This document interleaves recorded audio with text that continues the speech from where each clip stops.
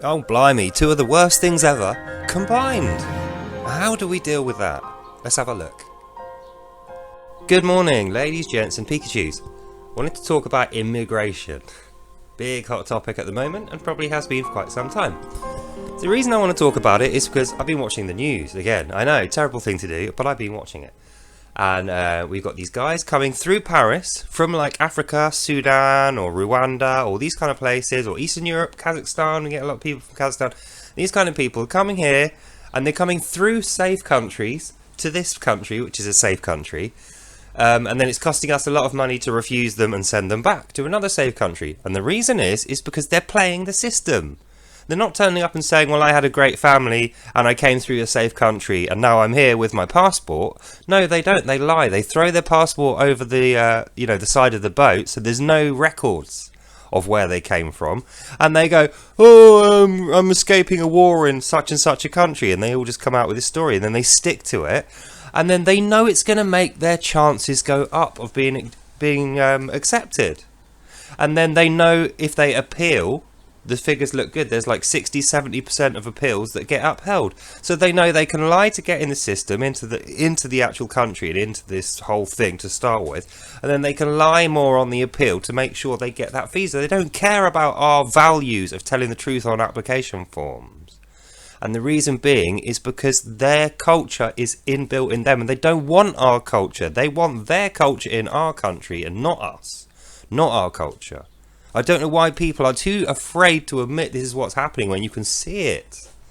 You can feel it in your communities and you can see it out your window. That's what's happening, and it's immigration that's causing it. Immigration policy, terrible immigration policy since the 80s, really. When I was a little kid, when I was born, that's when they made these stupid decisions to flood our country and pretty much open the borders. I mean, I look at it like this, right?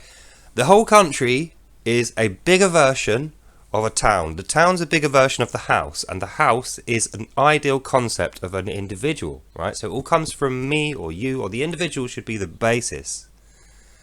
And these individuals don't believe in that. These individuals are like pirates. They think you keep what you kill, and if there's no evidence, there's no crime, and if you get away with it, it's okay.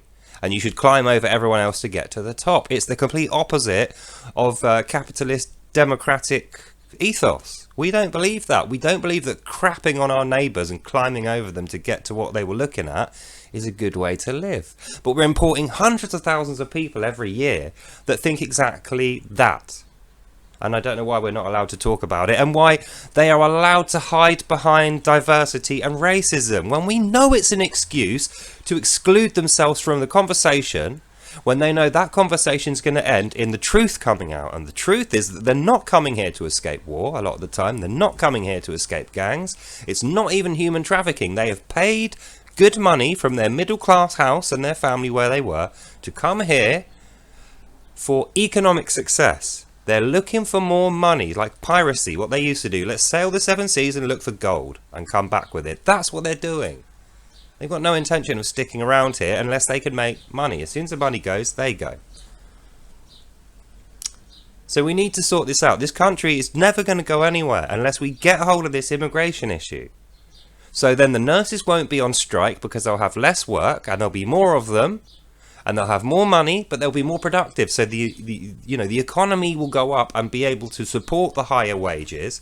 And then the inflation will be good because it will just be more evidence that the money supply is going up and everybody's richer. That's how it should work. That's how it did work. Think about it like this. Our country is a net. Everyone's in the top of the net, bouncing happily around. But if you throw hundreds and hundreds and hundreds of people into that net and it's bulging and it's bulging and it's bulging, sooner or later it's going to develop gaps, holes in the system. People are going to fall through those holes. I don't want to be the person that falls through the hole in the NHS and dies because they didn't get my medicine to me on time. It's only been 7 days since I had my last medicine packet, and they just sent me an email today saying that they're waiting for stock. They're waiting for stock of codeine. It's the most basic, most easily, readily available drug that you can imagine. It's just a general topical, general painkiller.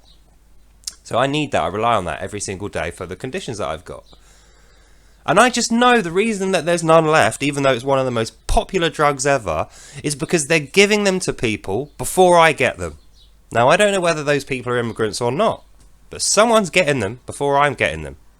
And I'm unhappy about that, because at this stage I've paid so much tax into the system. They should be rolling up in a bloody gold carriage and giving me those things. But I'm happy to accept the crap level of service the NHS has been offering for the last decade. You know, the crap that the passport office give me. I have to line up for like 7 million years to get a passport when I was born here and I've always lived here. And the reason I don't have a passport is just because it got old and damaged.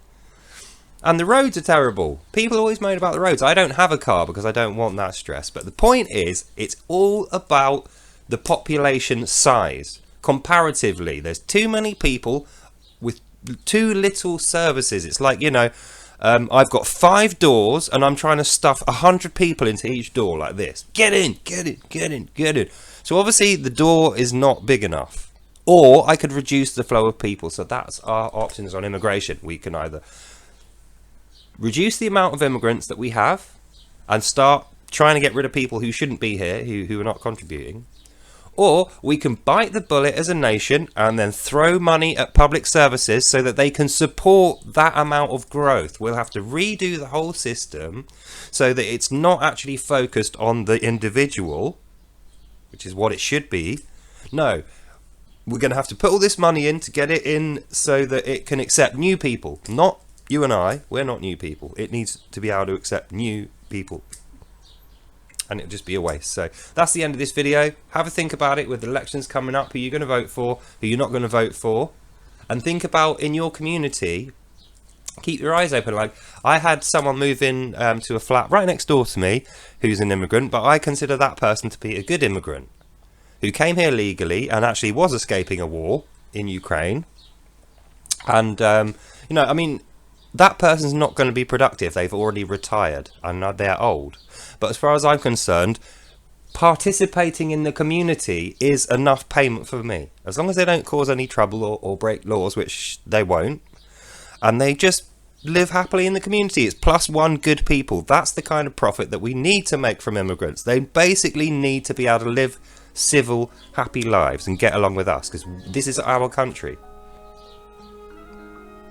Immigration, ladies and gentlemen, and Pikachus, I'll leave that with you. So have a think about it. Be careful when the election's coming up. Don't let anyone fool you. Don't let anyone bias you. Watch my other video about bias if you want to know about that. And I will see you in the next one. Bye.